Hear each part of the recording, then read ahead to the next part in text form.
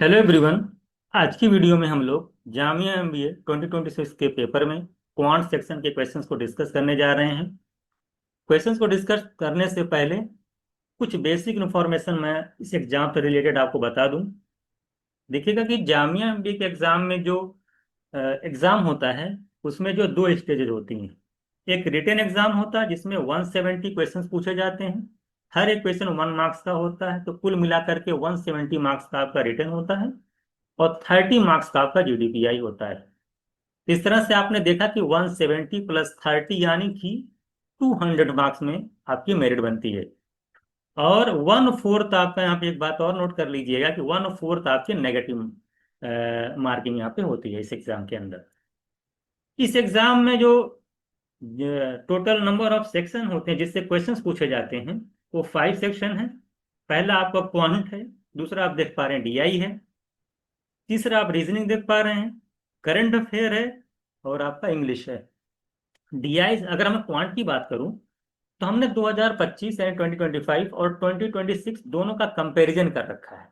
2025 में आप देख पा रहे हो कि क्वांट से 27 क्वेश्चन थे और 2026 में आप देख पा रहे हैं 36 है। इसी तरीके से डीआई दे रखे रहे हैं कि 5 क्वेश्चन था, लेकिन 2026 में डीआई से 27 क्वेश्चंस पूछे गए। काफी इंक्रीमेंट देखने को आपको मिल रहा है। ये वेरिएशन आपको देखने को मिलता रहेगा। अगर आप 24 का कंपेरिजन 25 से करिए तो उधर भी अगर आप चेक करेंगे, हमने जो पिछली वीडियोस बनाई हैं तो वहां पर भी एक बार जाके आप देख लीजिएगा कि किस तरह से जो नंबर ऑफ क्वेश्चंस का वेरिएशन होता है हर एक सेशन के अंदर हर साल बदलता रहता है।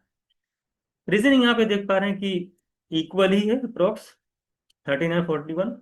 और करंट अफेयर थोड़ा सा वेटेज बढ़ा है, 26 यहाँ पे 34 है। यहाँ पर देख रहे हैं इंग्लिश में काफी वर्षन देखने को मिल रहा है। ये 71 क्वेश्चन था 2025 में और 2026 में आप देख पा रहे हैं कि 34 क्वेश्चन हैं। तो ये एक बेसिक चीज आपको मालूम चल गई कि रिटेन और जीडीपीआई दो स्टेज में एग्जाम होते हैं और किस सेक्शन से कितने क्वेश्चंस पूछे जाते हैं। हमने एक बेसिक इन्फॉर्मेशन आपको दे दी यहाँ पे। आप में से जो भी स्टूडेंट्स 2027 को टारगेट करें, जामिया एमबीए के एग्जाम का जो 2027 में जो होगा, अगर उसको जो टारगेट कर रहे हैं उसके लिए हमारा देखिए आपका एक कोर्स है जिसके अंदर सारी चीजें आपको मिलने वाली हैं। और इस साथ ही साथ जो सेल्फ प्रिपरेशन करना चाहते हैं उनके लिए देखिए ई बुक है और ये हमारा जामिया एमबीए का टेस्ट सीरीज है। तो इनकी जो डिटेल है, इंफॉर्मेशन है कोर्स से रिलेटेड या मॉक से रिलेटेड और ई बुक से रिलेटेड, जब हम कोर्स जो सारे क्वेश्चंस को यहाँ पे डिस्कस कर लेंगे तो लास्ट में मैं सारी डिटेल में इन कोर्स के बारे में आपको बताऊंगा। तो चलिए स्टार्ट करते हैं आज की क्लास।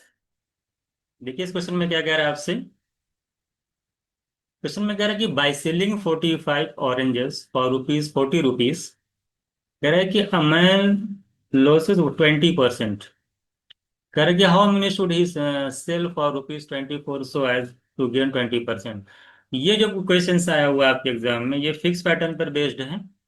ऐसे क्वेश्चन जो आपके एमयू के एमबीए के एग्जाम में भी पूछे गए हैं और हमने इसको कराया भी है। तो इस तरह के क्वेश्चन अगर आपने क्लासेस की होंगी या फिर ये यूट्यूब पे हमारी क्लासेस देखी होंगी तो इस तरह के क्वेश्चन हम लोगों ने वहाँ पे करा रखा है। क्या कह रहा है आपसे कि 45 जो ऑरेंजेस को अगर बेचा जाता है 40 रुपीज में तो कह रहा है कि 20% का लॉस हो जाता है। तो कैसे इस तरह के क्वेश्चन को सॉल्व करते हैं देख लीजिएगा। 20% का लॉस का मतलब ये हुआ कि 80% में आप सेल कर रहे हो, 80% में सेल कर रहे हो। 45 ऑरेंजेस को अगर 40 रुपीज में बेचा जाता है तो 1 ऑरेंज का जो प्राइस होगा कितना हो जाएगा सेलिंग प्राइस। अगर 45 का 40 है तो 1 का 40/45 होगा। 40/45 जब आप करोगे, अगर 5 से कैंसिल करोगे तो 8/9 आएगा।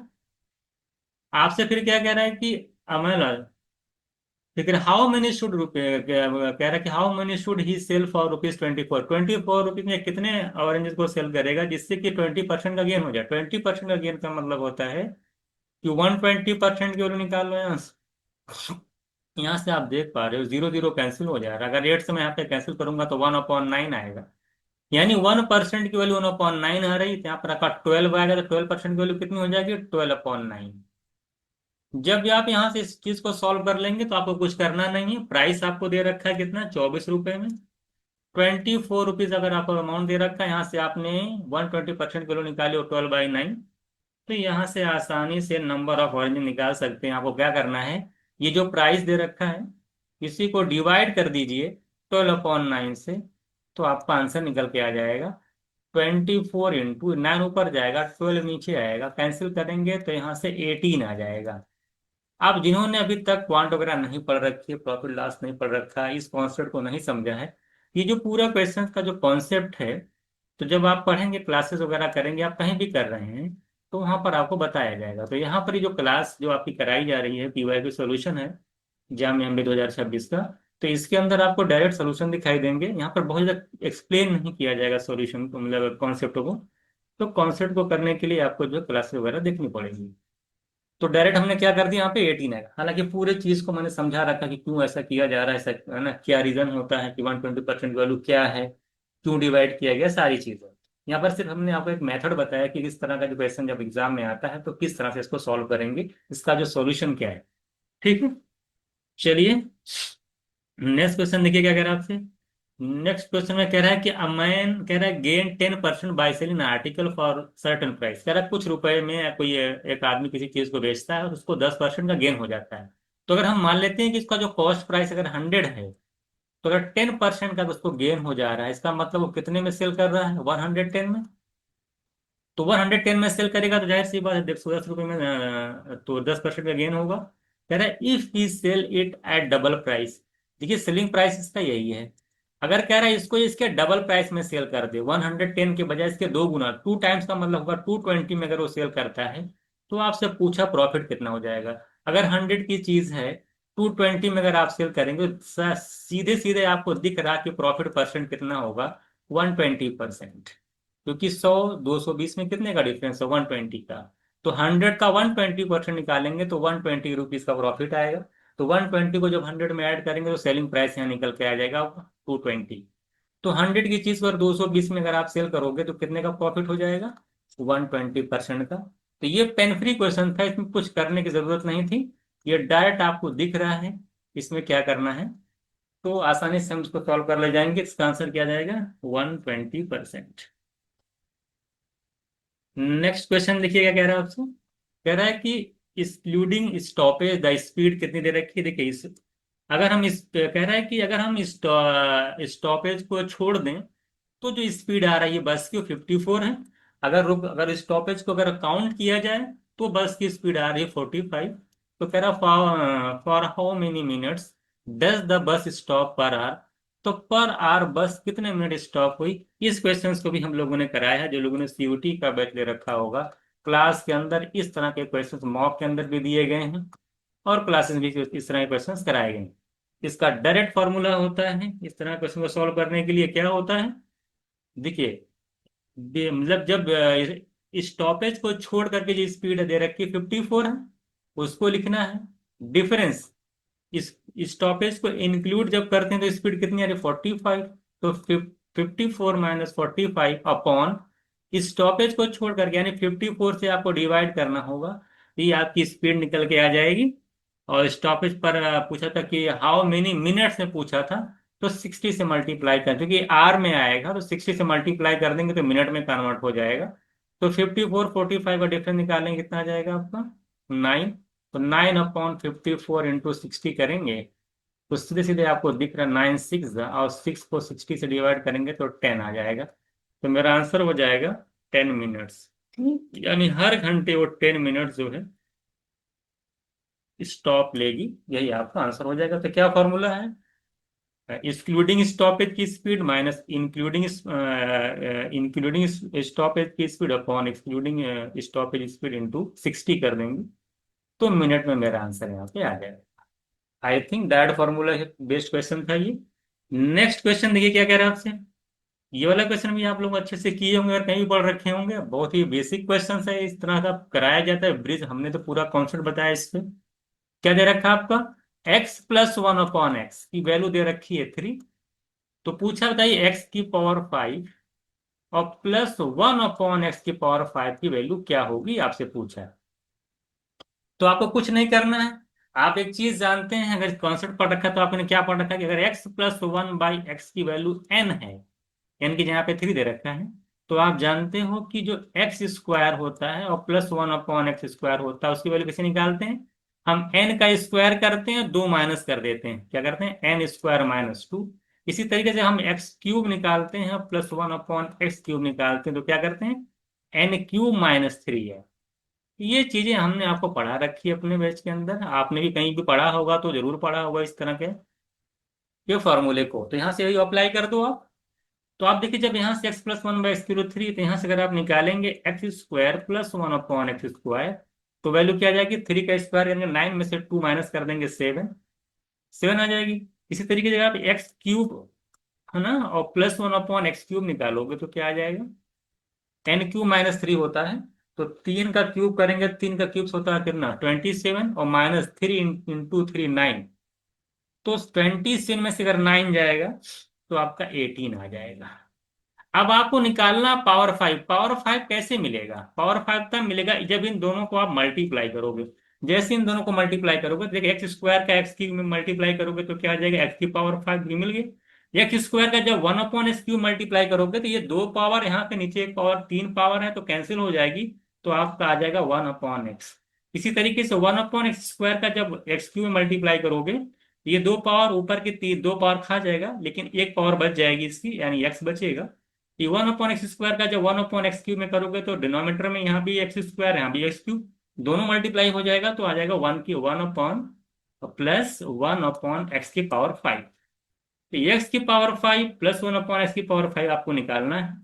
और इधर इन दोनों का मल्टीप्लाई आपस में इधर भी हो जाएगा, 18 इंटू 7 करेंगे तो आ जाएगा 126। तो आप देख पा रहे हो कि आपको निकालना क्या था, एक्स की power five plus one upon x की पावर फाइव क्या हो जाएगा, 126 तो रहेगा ही रहेगा। और ये जो x plus one upon x आपको यहाँ दिखाई दे रहा है, उधर जाके माइनस करेगा, और x plus one upon x की वैल्यू दे रखी है आपको थ्री, यानी ये जो इक्विवेलेंट है थ्री की, और उधर थ्री जाके माइनस कर देगा, तो 126 में से थ्री चला जाएगा 123। मैंने इसका डिटेल सोल्यूशन आपको बता दिया कि किस तरह से 123 आएगा। इसका आंसर हो जाएगा option D answer. Next question देखिएगा, कह रहा नंबर ऑफ रियल सॉल्यूशन। इस क्वाड्रेटिक इक्वेशन दे रखा है, चार क्वाड्रेटिक इक्वेशन तो नहीं है, चार पावर दे रखी है, कह रहा है कि इसके कितने रियल सॉल्यूशन होंगे। क्या दे रखा है आपका, एक्स की power four minus six x square, और फिर आपको दे रखा है प्लस फाइव। अब ऐसे क्या करना, आप कैसे सॉल्व करेंगे, आप सबसे पहले देखिए, अगर आप क्या करें, यहाँ पे लिख लो कि एक्स स्क्वायर को मान लो कि ये वाई के बराबर, कितने बराबर, वाई के। जब एक्स स्क्वायर के यहाँ वाई लिखोगे, तो एक्स की जो पावर फोर है, इसको आप ऐसे लिख सकते हो ना, एक्स स्क्वायर का होल स्क्वायर। तो एक्स स्क्वायर की जहाँ वाई लिखोगे, तो ये वाई स्क्वायर, एक्स की पावर फोर जो हो जाएगा वो वाई स्क्वायर हो जाएगा इसकी जगह पे, और यहाँ पे हो जाएगा सिक्स एक्स स्क्वायर की जगह वाई, और plus five equals to zero. अब इसको आप आसानी से सॉल्व कर सकते हो, क्योंकि ये क्वाड्रेटिक इक्वेशन बन गया, क्वाड्रेटिक इक्वेशन को आप सोल्यूशन आसानी से निकाल सकते हो। कह रहे कितने सॉल्यूशंस होंगे, आप जानते हो जो कोई चीज पावर चार में होती है तो चार सॉल्यूशन देती है, लेकिन अब हमें देखना क्या रियल सॉल्यूशन है कि नहीं। सबसे पहली बात, अगर मैं रियल सोल्यूशन होता है, एक इमेजिनरी सोल्यूशन होता है। अगर हम यहाँ इसका डिस्क्रिमिनेंट निकालें, इस क्वाड्रेटिक इक्वेशन का अगर हम डिस्क्रिमिनेंट निकालें, डी निकालें, तो कैसे निकलता है, डी होता है B square minus four S, B square minus four S. और बी बी का मतलब वाई का कोफिशियंट, तो बी का स्क्वायर करेंगे थर्ड, माइनस सिक्स का स्क्वायर करेंगे 36 माइनस फोर इंटू ए का मतलब वाई स्क्वायर का जो कोफिशियंट यानी वन, ए हो गया, सी का मतलब फाइव, फाइव। तो आप देख पा रहे हैं यहाँ पे जो बी की वैल्यू आ रही है, 36 - 20 करेंगे, तो आप देख पा रहे हैं कि कितनी आ रही है, छत्तीस से बीत जाएगा, 16 आ जाएगा, जो कि क्या है, ये पॉजिटिव है। जब ये वैल्यू पॉजिटिव, इसका मतलब ये कि इसकी जब, यानी कि कोई वैल्यू पॉजिटिव आगे दी कि इसका मतलब जो सॉल्यूशन होंगे सारे के सारे आपके रियल होंगे। तो जब रियल होंगे तो आपको सोल्यूशन निकालना नहीं है। अब आपको अगर यही अगर नेगेटिव कुछ आता, तो फिर हम यहाँ पे सोचते क्या होगा क्या नहीं होगा, तो फिर आपको आगे बढ़ने की जरूरत नहीं थी। तो चार अगर पावर है तो चार सॉल्यूशन होंगे। अगर आप चाहते हैं कि चार सॉल्यूशन निकाल दिया जाए, तो डायरेक्ट आंसर कर देंगे चार, बाकी आपको सॉल्व करने की जरूरत नहीं है। अगर आप चाहते हैं सॉल्व करना, तो आप सॉल्व भी कर सकते हैं। कैसे, अब वाई स्क्वायर मान पांच, फाइव दे रखा, माइनस सिक्स लेके आना है, तो आप जानते हैं, अब मान लो फाइव है, दो नंबर है, अब इसको अगर आप सॉल्व करना चाहते हैं तो हो जाएगा। जिनका प्रोडक्ट सिक्स है, ऐड करने पे क्या माइनस सिक्स है, और प्रोडक्ट आपका फाइव है, तो इसको सॉल्व भी कर सकते हैं आप, है ना। तो दिस दैट फॉर्मूला सॉल्व कर लीजिए। तो दोनों तरीका था आपका, तो जरूरत नहीं सॉल्व करने की, डायरेक्ट आप लिख दीजिए फोर, ठीक है। चलिए, तो आप जानते हैं कि फाइव, अगर उसको सॉल्व करते क्या लिखते हैं, फाइव था तो दो नंबर लेते, माइनस फाइव और माइनस वन। तो माइनस फाइव और माइनस वन में क्या देखिए, दोनों का जब प्रोडक्ट करेंगे, तो +5 हो जाएगा, दोनों को ऐड करेंगे -6 हो जाएगा। तो सॉल्यूशन क्या हो जाएगा, इसका साइन बदल लीजिए -5 का, तो 5 और वाई स्क्वायर कोफिशिएंट से डिवाइड करिए। पूरा बता चुका हूँ कॉन्सेप्ट क्या होता है, इसके साइन को बदला जाता है, फिर इसके कोफिशिएंट से डिवाइड किया जाता है, डायरेक्ट रूट निकल आता है, नहीं कि आप जाके फैक्टराइज करेंगे। तो इसका जो रूट्स हो जाएगा, ये 5 हो जाएगा, यहाँ पर हो जाएगा 1, इसके रूट्स आ गए 5 और 1। काम ही खत्म हो गया, दो रूट निकल गए। क्योंकि अभी ये y की वैल्यू आई, y किसके बराबर, एक्स स्क्वायर के। जब एक्स स्क्वायर की वैल्यू आप 5 रखेंगे तो यहाँ से x की निकल आएगी √5, यानी ±√5 आ जाएगी। जब आप यहीं से एक्स स्क्वायर की वैल्यू 1 रखेंगे तो एक्स की वैल्यू ±1 आ जाएगी। तो दो चार वैल्यू निकली ना, एक प्लस एक निकली +√5 -√5 +1 -1। देखिए इसका सोल्यूशन भी मैंने निकाल दिया आपको। तो चार रियल सोल्यूशन इसके होंगे, तो ऑप्शन सी राइट आंसर। हालांकि सोल्यूशन निकालने की जरूरत नहीं थी आपको, आपको बस यहीं से इसके डी निकाल दे। डी क्या होता है, डी होता है b² - 4ac। अब बी क्या है, ए क्या है, सी क्या है, जब क्वाड्रेटिक जब भी आप पढ़ेंगे, उसका जो कॉन्सेप्ट पढ़ेंगे, तो आपको सारी चीजें वहां पे दिखाई देंगी। क्वेश्चन 38 देखिए गया, क्वेश्चन नंबर 38 तो पेन फ्री होना चाहिए, इसमें कुछ करना ही नहीं। एवरेज दे रखा है 5 नंबर का 100, तो सम बताइए। और इतना आसान क्वेश्चन तो आपको मिलने वाला नहीं है। एवरेज दे देख रखा है 20, नंबर है 5, तो सम हो जाएगा 20 × 5 यानी 100। आप फॉर्मूला जानते हैं ना, एवरेज क्या होता है। एवरेज क्या होता है, एवरेज होता है टोटल सम, है ना, सम ऑफ द नंबर, होता है sum of the number upon total numbers. तो जब सम ऑफ द नंबर पूछेगा तो कितने लगाओगे, एवरेज को मल्टीप्लाई करोगे इसमें, टोटल नंबर में। एवरेज कितना दे रखा है आपका, एवरेज दे रखा है आपका यहाँ पे, आपका एवरेज दे रखा है कितना, 20। एवरेज दे रखा है 20, और मल्टीप्लाई करना टोटल नंबर से, टोटल नंबर है 5। तो 20 × 5 करेंगे तो मेरा आ जाएगा 100। इस तरह से आता है ना, तो ये चीजें आपके दिमाग में भी। इस सम ऑफ द नंबर होगा average into total number. Average दे रखा 20, नंबर दे रखा 5, मल्टीप्लाई करेंगे तो 100 हो जाएगा। तो इसका आंसर हो जाएगा आपका 100। क्वेश्चन, नेक्स्ट क्वेश्चन देखिए क्या कह रहा है, a + b + c = 0 बताइए वैल्यू क्या। ये क्वेश्चन कितनी बार आया है, और ये डायरेक्ट जो है मैंने नोट्स में लिखा भी रखा है, और ये कई बार क्वेश्चन आपका रिपीट हो चुका है। कई कई गवर्नमेंट एग्जाम के अंदर भी क्वेश्चन आपका आता रहता है। इसका डायरेक्ट आंसर होता है, अगर मैं डायरेक्ट का यही लिखा दे, इसका आंसर ही क्या होगा, तो डायरेक्ट होता है इसका आंसर। लेकिन मैं इसको सॉल्व करूंगा तो 3 होता है। कैसे होता है फिर एक बार देख लीजिएगा। देखिए होता क्या है, जो आपका a³ होता है, फॉर्मूला ये डायरेक्ट होता है a³ + b³ + c³ - 3abc। ये इक्वल टू होता है a + b + c करके एक फॉर्मूला होता है, फिर a² - ab इस तरह से फॉर्मूला होता है। उसमें क्या होता है, पूरा लिख नहीं रहा हूं। उसमें जब a + b + c 0 हो जाता है, जब a + b बोलो ना, a + b + c 0 हो जाए, जब ये वैल्यू 0 हो जाती है, तो बाकी जीरो जो आगे का टर्म है ना, a² + b² - c² - ab - bc - c जो दिखा दिया रहता है, वो आपका क्या हो जाता है, 0 हो जाता है। क्योंकि आप जानते हैं इसके जो आगे जो टर्म होता है a², बता देना क्या होता है, a² + b² + c² - ab - bc - ca होता है। तो टोटली क्या हो जाता है, वो 0 हो जाता है। तो वही कहने का मतलब है, ये चीजें क्या हो जाती है, 0 हो जाती है। पूरा लिख देता हूँ मैंने, बिना आप कहेंगे क्या है ये। देखिए होता है a³ + b³ + c³ - 3abc। ये होता है आपका a + b + c, और ब्रैकेट में होता है a² + b² का फॉर्मूला थोड़ा सा आपको याद कर लीजिएगा, और -ab - bc - c ऐसे रहता है, ये रहता है। अब होगा क्या, जब a + b + c 0 हो जाएगा, तो 0 इंटू ये पूरा टर्म क्या हो जाएगा, 0 हो जाएगा। जब पूरा टर्म 0 हो जाएगा, तो ये आपका a³ + b³ जो c³ होता है, वो 3abc के बराबर होता है। ये चीज आप याद रख लीजिएगा। जब a + b + c 0 होता है, तो a³ b³ + c³ वो 3abc के बराबर होता है। और abc जब आप उधर डिवाइड कर देंगे, जब abc से इधर आप डिवाइड कर देंगे, तो क्या आ जाएगा, एबीसी से डिवाइड करें तो इधर सिर्फ आपका 3 बच जाएगा। तो यानी जो हमारा आंसर होगा a³ + b³ c³ / abc वो 3 के बराबर होगा। ठीक है, तो ये फिक्स पैटर्न होता है, इसमें कुछ आपको देखने की जरूरत नहीं है, इसको आसानी से जो है आप सॉल्व कर सकते हैं। हालांकि डायरेक्ट आपको लिखाया जाता है अलजेब्रा के अंदर। नेक्स्ट देखिए क्या कह रहे हैं, there two number on the ratio इतना, देयर सम दे रखा है 80, if 20% of the larger number transfer to this smaller, find the new ratio. Ratio निकालना है, तो आपको इस पे जरूरत ही नहीं है कि इसके सम वगैरह को आप देखो, इस पे आपको फोकस ही नहीं करना है। आपसे सिर्फ इतना क्या है, ये दोनों नंबर रेशियो में है, और 25% जो है लार्जर नंबर का शिफ्ट कर दिया गया स्मॉलर नंबर की तरफ। तो बताइए रेशियो कितना होगा। चेक कर लीजिए, कुछ नहीं करना। नंबर का रेशियो क्या दे रखा है, बहुत इजी क्वेश्चन से ये 3:5 है। अब ये चूंकि लार्जर नंबर है और ये आपका स्मॉलर नंबर है ना। ये आपका कैसा नंबर है, स्मॉलर है। अब इसका अगर हम 25 अगर मैं परसेंट निकालता हूँ, 25% का मतलब होता है 1/4। कितना होता है, 1/4। सब परसेंटेज बताया गया है। तो 5 को जब आप 4 से डिवाइड करोगे तो क्या आएगा, 1.25। अब 1.25 जब इधर ट्रांसफर कर दोगे तो कितना है, 3 पहले से था, 1.25 उधर जाके हो जाएगा, ऐड करोगे तो 4.25 हो जाएगा। और इधर 5 था, अगर इसमें से 1.25 निकल जाएगा तो कितना बचेगा, यहाँ 5 में से 4.25 निकाल दोगे, 3.75 बचेगा। इसका रेशियो निकाल नहीं पाएंगे आप लोग। डेसिमल दो तरफ, दोनों तरफ दिखे, 2 डिजिट पे डेसिमल था तो डेसिमल भूल जाओ। तो 425 से 375 है, 25 से कैंसिल कर लो। तो इधर आ जाएगा 17 और इधर आ जाएगा 15।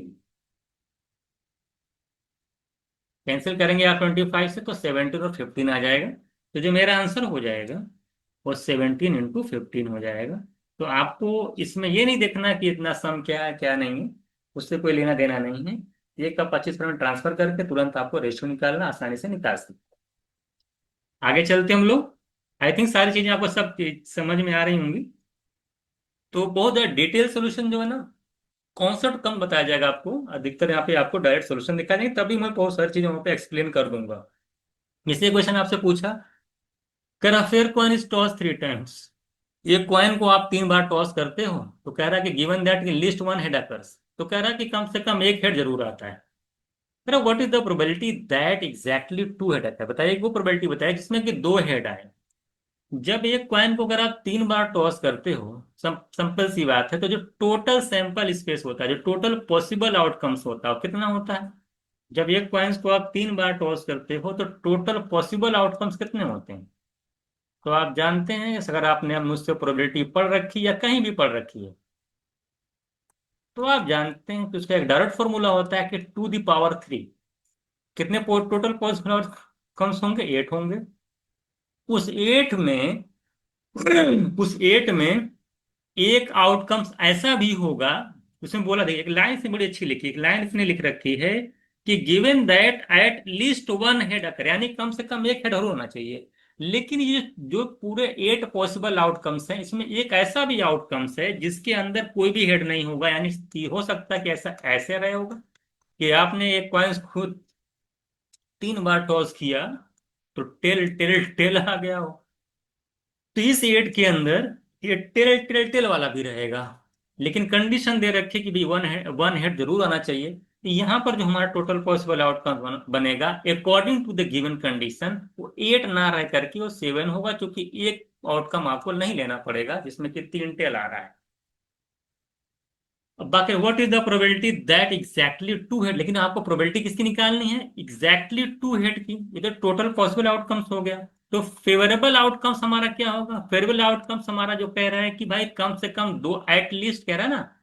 Favourable what is the probability जिसकी निकालनी है, उसमें कह रहा है एग्जैक्टली 2 हेड आना चाहिए। अब 2 हेड कैसे कैसे आ सकता है, देखिए 2 हेड ऐसे एच होता है, मान लो पहले हेड आया, टेल आया, हेड आ गया, है ना, ऐसे आ गया। उसके बाद मान लेते हैं पहला आउटकम्स हो गया, दूसरा मान लेते हैं क्या आ जाएगा, हेड हेड टेल आ जाए। तीसरी पॉसिबिलिटी क्या हो सकती है कि टेल हेड हेड आ जाए। और कुछ बन सकता है क्या, और कुछ नहीं। देखिए टी लास्ट में है, टी बीच में है, टी यहाँ आ जाए।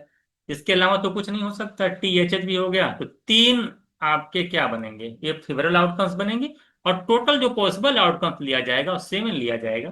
तो प्रोबेबिलिटी क्या होती है, probability of the given event क्या होती है, total possible outcomes upon, sorry, favourable outcomes upon total possible outcomes. तो फेवरेबल आउटकम्स हमारा कितना है, आप देखें एक ये है, एक आउटकम्स ये, एक आउटकम्स ये। तो टोटल जो फेवरेबल आउटकम्स हमारा वो 3 है और पॉसिबल है 7। तो 3/7 मेरा आंसर हो जाएगा। तो यहाँ पे हम लोग टिक करेंगे ऑप्शन बी राइट आंसर। तो नेक्स्ट क्वेश्चन देखिए क्या कह रहा है आपसे। कह रहा है if number is multiply by 22 and the same number is added to it, then we get a number that is half the square of that number, find the number. तो जो जो क्वेश्चंस में कह रहा है ना, जिस तरह से उसी तरीके से आप करते चले जाओ। हम मान लेते हैं कि नंबर एन है। कह रहा है क्वेश्चन में क्या कह रहा है, if a number is multiply 22 तो नंबर आपका अगर आपने एज्यूम कर लिया है कि एन है, तो उसमें से कह रहा है कि 22 से मल्टीप्लाई करो, and the same number is added to it, यानी फिर इसी में एन को ऐड कर दो। तो कह रहा है कि हमें वी गेट, हमें क्या मिलता है, a number that is half the square of that number. तो half of the square of that number, यानी एन स्क्वायर होगा, स्क्वायर ऑफ द नंबर का हाफ मिलता है अकॉर्डिंग टू द पूरे क्वेश्चंस। तो पूरे क्वेश्चंस के अकॉर्डिंग क्या कह रहा है कि अगर नंबर को 22 से मल्टीप्लाई किया जाए, उसमें एन ऐड कर दिया जाए, तो हमें उस नंबर के स्क्वायर का हाफ जो है हमें मिलता है। तो मैंने equals to N square by two लिख दिया। इसी को सॉल्व करना कर नहीं पाओगे, एन एन एन कॉमन लेकर के ये कैन कैंसिल कर लो। तो सॉरी, ऐसा मत करो, ऐसे भी कर सकते हो। चलो ठीक है, रुक जाओ, ऐसे मत करो। हमारे 22 एन प्लस एन करो, कितना आ जाएगा, 23 एन हो जाएगा। भाई हो जाएगा एन स्क्वायर बाई टू। अब कैंसिल कर लो, एन से एन कैंसिल हो जाएगा ये। यहाँ पे 23 की वैल्यू आ जाएगी एन अपॉन टू। तो एन की वैल्यू हो जाएगी, क्रॉस मल्टीप्लाई कर लोगे तो 23 इंटू 2 करोगे तो 46 आ जाएगी। अगर आप यहाँ पे सॉल्व, अगर मैं एन कैंसिल कर देते यहाँ पे क्या हो जाए, 22 + 1 करके 23 बचता, एन एन चला जाता है, यहाँ 22, यहाँ पे 1 बचता 23, और यहाँ पे एन अपॉन टू आता। तो यहाँ से भी आपका 46 ही आता क्रॉस मल्टीप्लाई करते। तो दोनों तरफ से कट करके भी नहीं करते, तब ऐड करके फिर आपको कैंसिल करते, तो दोनों बातें एक ही थी। तो मेरा आंसर यहाँ पे हो जाएगा 46। नेक्स्ट क्या कह रहा है, कह रहा है एन एम्प्लॉय कह रहा है कि रिक्रूट एक्सपीरियंस वाले जो पर्सन को जो रिक्रूट कर, जो वो अपने जॉब में शामिल करता है वो एक्स है, और फ्रेशर में वाई स्टाफ है। लेकिन एक कंडीशन दे रखी है। क्या है कंडीशन? कि that he can not employ more than 9 people. कि चाहे फ्रेशर और जो एक्सपीरियंस वाले हैं दोनों को मिला करके, अकॉर्डिंग टू क्वेश्चंस क्या कह रहा है कि वो 9 से ज्यादा ना हो। No, more than 9 people, condition that can not employ more than 9, यानी 9 से ज्यादा ये लोग जो है नहीं होने चाहिए। 9 से ज्यादा ना हो का मतलब क्या हुआ, कि जो ये पूरा फ्रेशर और दोनों है वो 9 से या तो इक्वल हो या तो उससे कम हो। यानी कि क्वेश्चंस के अकॉर्डिंग क्या है कि x + y की जो वैल्यू होगी, यानी जो फ्रेशर कैंडिडेट हैं और जो एक्सपीरियंस कैंडिडेट हैं, उनकी जो वैल्यू होगी या तो वो लेस देन और इक्वल्स टू 9 होगी, यानी या तो 9 के बराबर होगी, या तो 9 से कम होगी, या तो बराबर होगी। तो कम होगी बराबर होगी, तो आपको एक ही ऑप्शन दिखाई दे रहा है, ये तो है नहीं, ये नहीं, देखिए ये नहीं, ये आपको दिखाई दे रहा है, तो आपका आंसर हो जाएगा।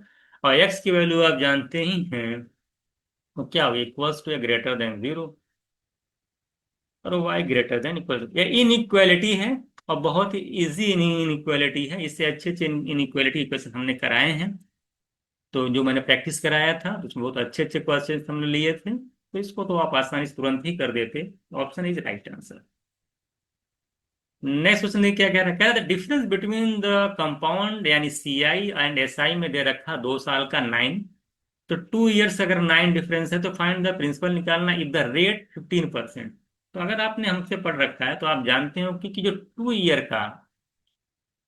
ईयर का सीआई और एसआई में जो डिफरेंस होता है वो मैं लिखा था R² / 100% होता है, ये आप जानते हो। रेट दे रखा है यहाँ पर 15%।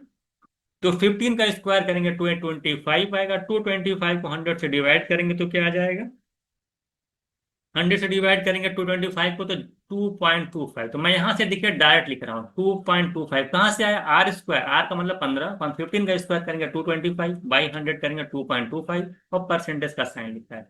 ये क्या है, ये एसआई और सीआई और एसआई में डिफरेंस है 2 साल का। और एसआई सीआई और एसआई में जो डिफरेंस है 2 साल का, वो दे कितने रखा है आपको, दे रखा है कि वो 9 के बराबर है। यानी कि जो 2.25% की जो वैल्यू है वो कितने के बराबर है, वो 9 के बराबर है।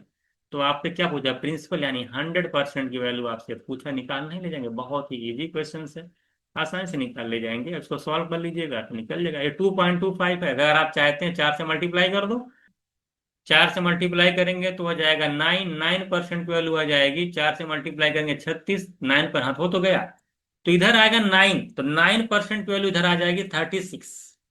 तो 9% की वैल्यू 36 है, तो 100 के निकाल नहीं जाएंगे। तो 9 की परसेंट की वैल्यू अगर मैं कहूँ कि 36 है, तो 100% की वैल्यू कितनी, तो बहुत ईजी था, इसको पता नहीं क्यों दिमाग उलझ गया। 4 से मल्ट 4 गुना हो रहा, डायरेक्ट 400 मेरा आंसर हो जाएगा, कितना हो जाएगा 400। हालांकि सब करने की जरूरत भी नहीं, डायरेक्ट भी कर सकते हो आप, है ना। 400, 400 आपका आंसर हो जाएगा, ठीक है। चलिए, डेसिमल हटाने के लिए 4 से मल्टीप्लाई किया गया है, ठीक है। चलिए, 45 ये क्या कह रहा है आपसे, कह रहा था if the standard division is of x is 3, what is the variance of x. देखिए होता क्या है कि वेरिएंस ऑफ, अगर हम बात करें variance of A x plus B की, तो वो क्या होता है, अगर इस तरह से कोई फंक्शन दे रखा है आपका, कोई एक्सप्रेशन दे रखा है अलजेब्रिक, तो variance of A x plus b जो होता है वो होता है a square into variance of x. ये फॉर्मूला होता है। अगर हम यहाँ पे देखें हमारा वेरिएंस ऑफ एक्स क्या है, वेरिएंस हमारा जो क्वेश्चन दे रखा है वेरिएंस ऑफ, अगर हम देखें ए एक्स का मतलब क्या, -2x लिखा है, एक्स की जगह, और प्लस बी माने यहाँ 5 दिया हुआ है। तो इससे कौन हमारा क्या आंसर आना चाहिए। अब ए की जगह -2 दे रखा, तो -2 का यहाँ पे स्क्वायर हो जाएगा। और वेरिएंस ऑफ एक्स क्या होता है, ध्यान दीजिएगा। देखिए अगर स्टैंडर्ड डेविएशन ऑफ एक्स, यहाँ पे एस है, ये स्टैंडर्ड डेविएशन ऑफ एक्स अगर आपको कुछ दे रखा, मान ले कुछ भी दे रखा है, मान ले टी, तो जो वेरिएंस ऑफ एक्स होता है वो क्या होता है, वो आपका होता है टी का स्क्वायर। क्या होता है, वो टी का स्क्वायर होता है, तो यहां से निकल जाएगा।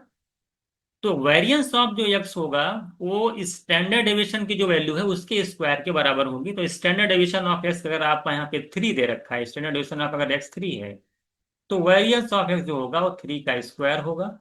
यहाँ पे आ जाएगा 3 का स्क्वायर। यहाँ पर सॉल्व करेंगे तो 4 × 3 का स्क्वायर होता है 9, तो मेरा आंसर हो जाएगा 36। क्या हो जाएगा, 36। क्योंकि ये क्वेश्चन थोड़ा सा आपका न्यू क्वेश्चन आ गया है, तो अगर आप स्टैट्स पढ़ रखे हैं और इस चीज अगर आप जानेंगे तभी आप जो है इस क्वेश्चन को सॉल्व कर पाएंगे। तो थोड़ा सा न्यू क्वेश्चन आपको देखने को मिला ये वाला। नेक्स्ट क्वेश्चन देखिए क्या कह रहा है आपसे, कह रहा है कि आफ्टर अप्लाइंग सक्सेसिव डिस्काउंट 10% और 5% ऑफ एन आर्टिकल, कह रहा है it was sold ₹513, find the mark price. आप जानते हो कि 10% और 5% अगर नेट डिस्काउंट निकाला जाएगा, दो लगातार सक्सेसिव डिस्काउंट है, तो उसका अगर नेट डिस्काउंट निकाला जाए तो क्या आएगा। नेट डिस्काउंट कैसे निकलता है, 10 और 10 और 5 को ऐड करूं, 15, 15 हो गया परसेंट, इसमें से माइनस कर दिया था, कैसे, 10 × 5/100। तो 15% में से अगर आप माइनस कर दो 10, 50 को 100 कर 0.5%, 50/100 का 0.5 आएगा, तो 15 में से 0.5 निकालोगे तो आपका 14.5% का डिस्काउंट आ जाएगा, जो कि ओरल पता होना चाहिए। वो 10 + 5 ऐड करो और 10 × 5/100 माइनस कर दो। आप जानते हैं x+y वाला जो फॉर्मूला सक्सेसिव का होता है, कि नेट डिस्काउंट के लिए मैं आपको बताता हूँ, अगर दो का निकालना, दोनों को ऐड करो, फिर दोनों को प्रोडक्ट को 100 से डिवाइड करके जितना भी है उसको माइनस कर दो। तो 14.5% का डिस्काउंट हो गया। अगर 14.5% डिस्काउंट हो तो आप कितने में किसी आर्टिकल को सेल कर रहे हो। अगर 100 की चीज है, 14.5% डिस्काउंट है, इसका मतलब है 100 माइनस 14.5 करोगे तो 85.5 आया, कितना, 85.5%। इतने में आप सेल कर रहे हो, सेलिंग प्राइस दे रखा है आपको 530, तो निकल नहीं गया आपको। तो बताइए, आपको मार्क प्राइस निकलना, मार्क प्राइस का मतलब 100% की वैल्यू आपको निकालनी, निकल नहीं जाएगा।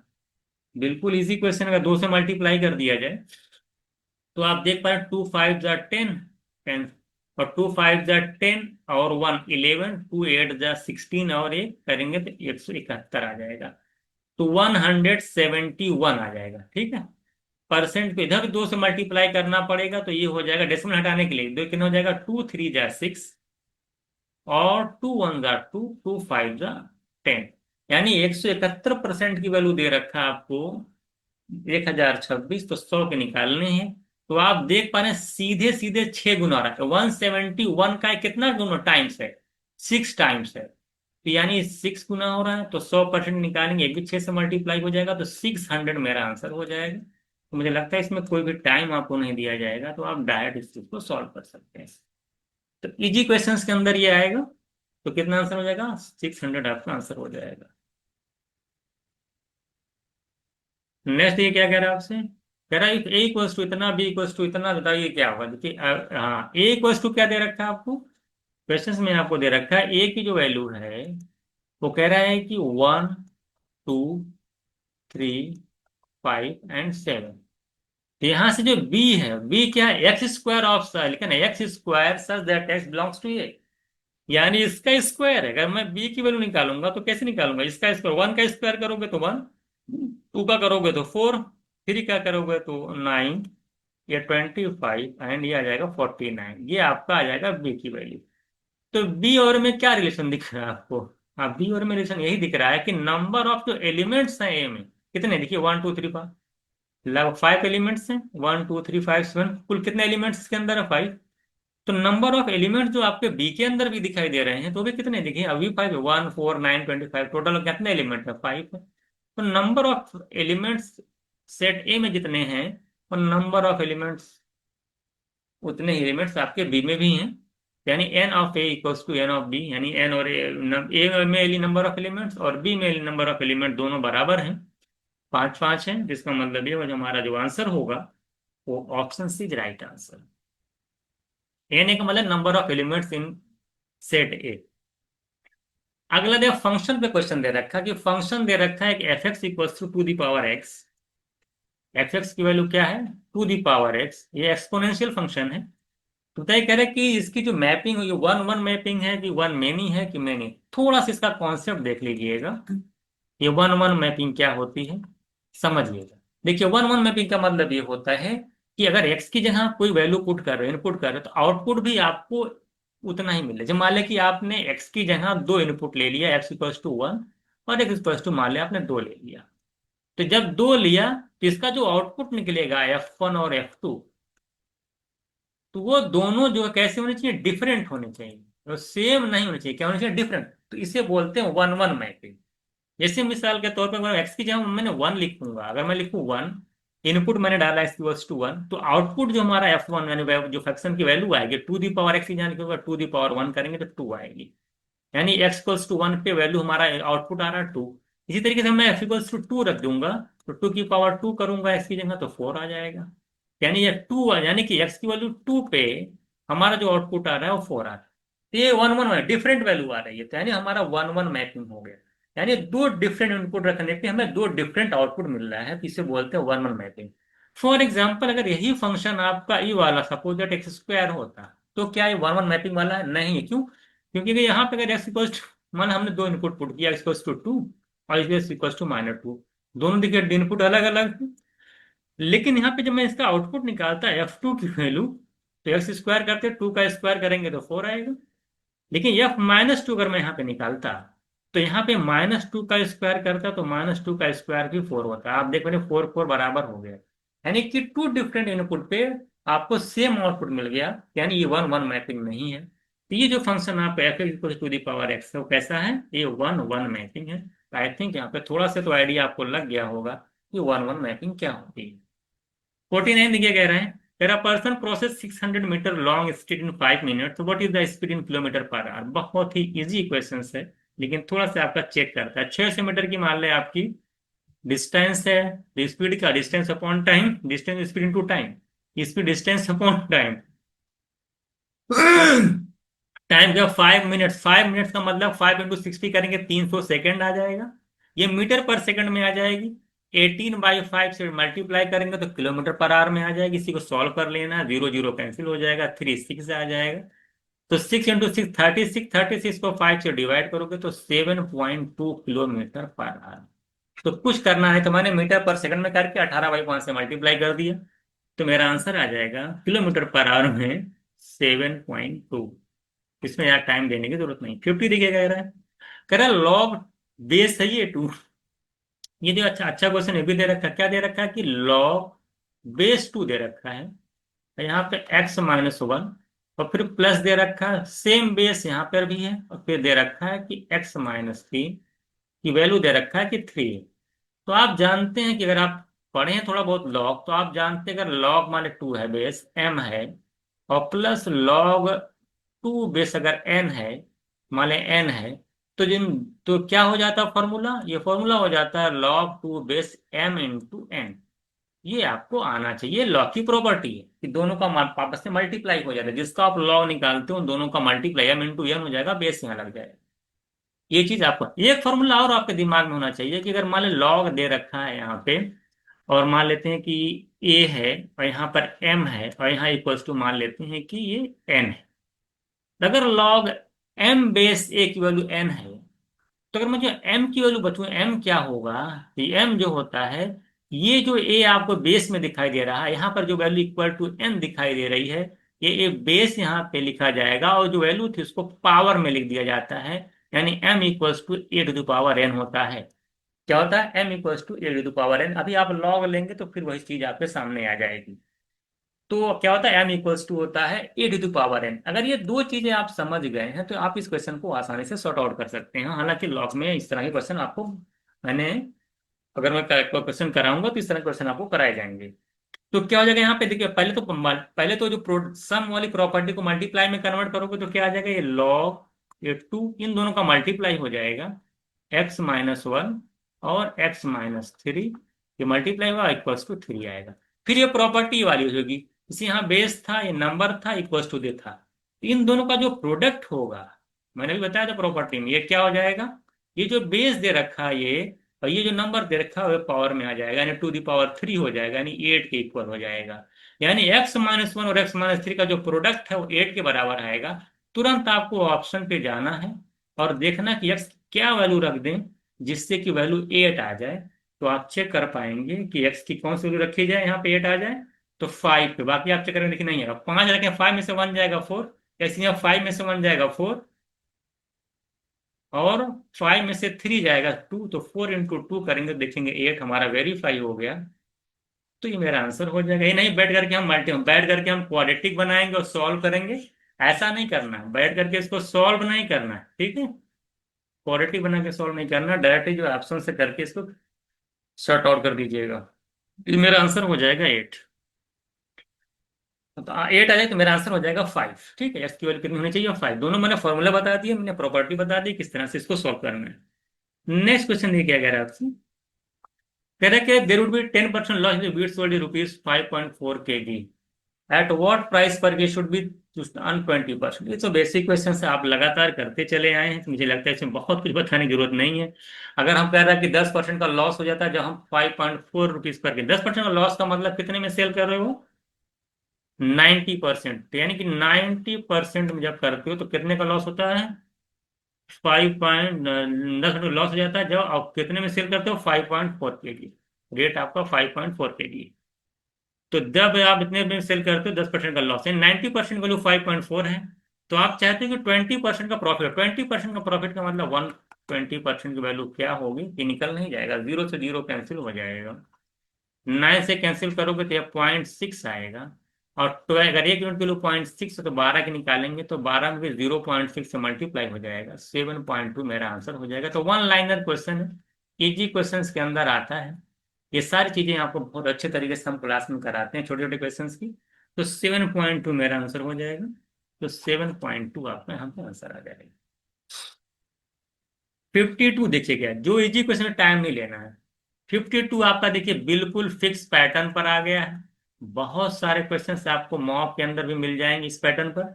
इसमें आर्टिकल को इक्वल किया जाता है, जिसमें कह रहा है कि सेलर बाय ऑरेंजेस, कह रहा है कि add 2 for rupees and sell 5 for 3 rupees, buy oranges to add for a rupees.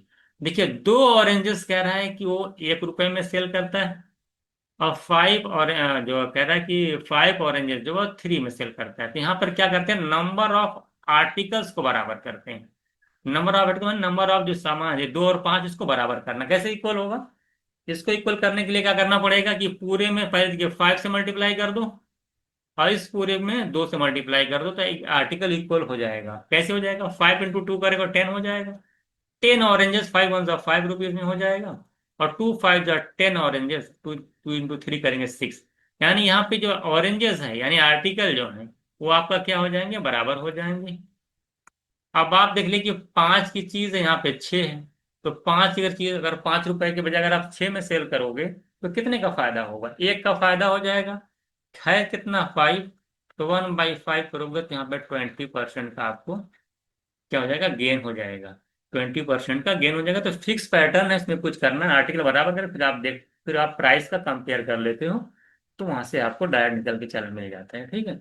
तो कितना हो जाएगा यहाँ पे डायरेक्ट 20%। तो यहाँ पे आंसर बना लीजिएगा, नहीं दे रखा है तो यहाँ पे मान लीजिए यानी 20% प्रॉफिट यहाँ पे टिक कर दीजिए। ठीक। नेक्स्ट क्वेश्चन में क्या कह रहा है आपसे? नेक्स्ट क्वेश्चन में कह रहा है कि find the minimum value of, किसकी वैल्यू निकालनी, मिनिमम वैल्यू ऑफ, कह रहा है पी प्लस 1/p की निकालनी है where P is greater than 0। ये भी बहुत ही इजी क्वेश्चन है, कई बार आपको कराया गया है इस तरह का क्वेश्चन। आप जानते हैं कि p इक्वल टू आप क्या रख सकते हो, अगर p ग्रेटर देन 0, अगर मान लीजिए इंटीजर की अगर बात करें, हालांकि कोई कंडीशन नहीं दे रखा है, तो अगर यहाँ पे p इक्वल टू अगर आप 1 रखते हैं सपोज दैट, तो की वैल्यू क्या आएगी, 1+1, 1/1 करके 1 ही आएगा, यानी 2 आएगी। ये वैल्यू आ जाएगी इसकी। इसके अलावा अगर आप कुछ भी रख दो, जैसे आप 2 रखोगे तो 2 से ज्यादा आएगी, 3 रखोगे 3 से ज्यादा आएगी, एक रखने पे 2 आ रही है, इसके बाद वैल्यू लगातार बढ़ती जाएगी। जैसे मान लो आपने हाफ रख दिया, तो कोई अगर पी को जहाँ मान लो इंटीजर की बात, पी ग्रेटर देन 0 कहा लेकिन इंटीजर नहीं कहा है, तो आप यहाँ पे हाफ भी रख सकते हो। लेकिन जब हाफ रखोगे ना, तो ये पी की वैल्यू हाफ तो रहेगी रहेगी, लेकिन 1/1/2 पलट जाएगा, ये 2 बन जाएगा, 2 में हाफ जोड़ोगे तब भी देखिए 2.5 ही आएगा। तो कहने का मतलब है, अगर p ग्रेटर देन 0 है तो p इक्वल्स टू 1 पर ही वैल्यू सबसे क्या होगी, मिनिमम होगी।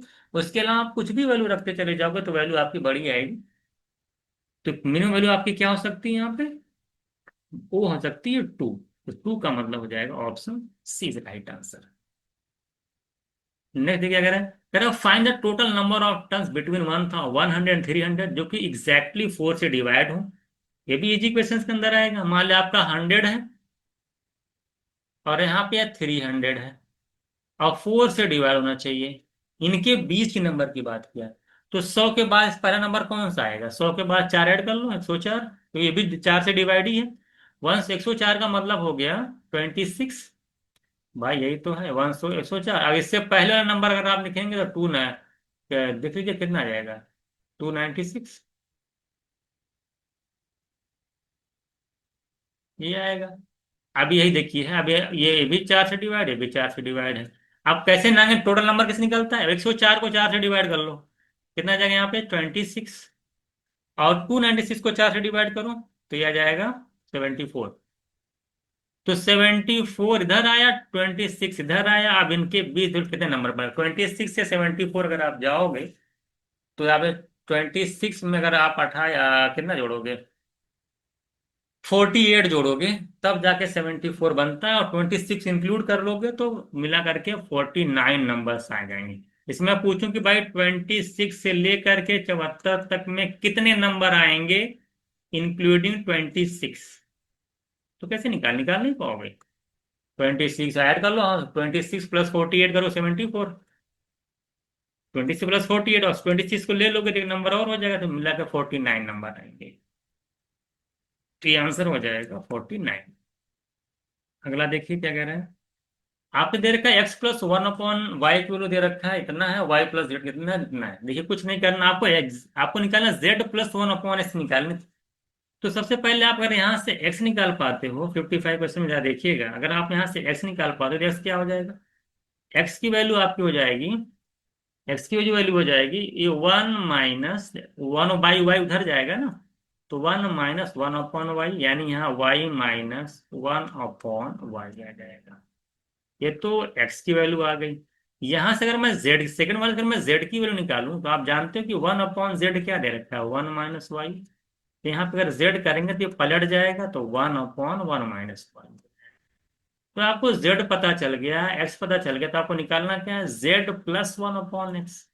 तो z की जगह 1/1 - y, और प्लस x की जगह क्या आपका है, और प्लस 1/x करेंगे, तो देखिए 1/x की वैल्यू y - 1/y है। तो यहां से अगर मैं कहूं कि 1/x क्या होगा, कि पलट जाएगा, ये y - 1/y है ना, ये उलट जाएगा, तो पलट करके y/1 हो जाएगा, यानी कि डिनोमिनेटर वाला न्यूमरेटर में जाएगा, न्यूमरेटर डिनोमिनेटर में आ जाएगा। तो यहाँ पर जो 1/x की वैल्यू आएगी ये y/y - 1 आएगी। अब यहाँ पे अगर मैं प्लस को, अब यहाँ पे देखिए डिनोमिनेटर ये, यहाँ पे थोड़ा सा फर्क है ना, उल्टा है, ये 1 - y, y - 1 है, तो कुछ करना नहीं है। तो 1/1 - y रहने दीजिए, प्लस को जब आप माइनस कर दोगे तो साइन बदल जाएगा, ये y/1 - y हो जाएगा। आप देखिए, आप देख रहे हैं यहाँ पे डिनोमिनेटर सेम है, यहाँ डिनोमिनेटर सेम, डिनोमिनेटर जब सेम है तो डायरेक्ट हो जाएगा 1 - y/1 - y, ये दोनों कैंसिल हो जाएगा। तो आपका वन आंसर आ जाएगा। तो पूरा मैंने डिटेल बता दिया है कि किस तरह से करना है। तो इजिली तो आप नंबर पुट करके ना डायरेक्ट आप इस तरह से करेंगे तो आसानी से आंसर आ जाएगा। तो ये आपका हो जाएगा वन। ठीक है। नेक्स्ट देखिए क्या कह रहा है आपसे।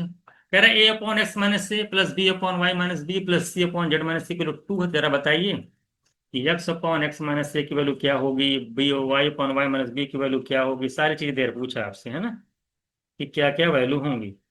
निकाल सकते हैं आसानी से, कोई बड़ी बात नहीं।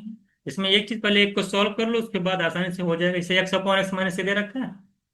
अब एक्स अपॉन जो एक्स माइनस ए है, फिर plus y upon Y minus b plus z upon Z minus c की वैल्यू आपको निकालनी है। आपको क्या इसको इस तरह नहीं लिखा जा सकता?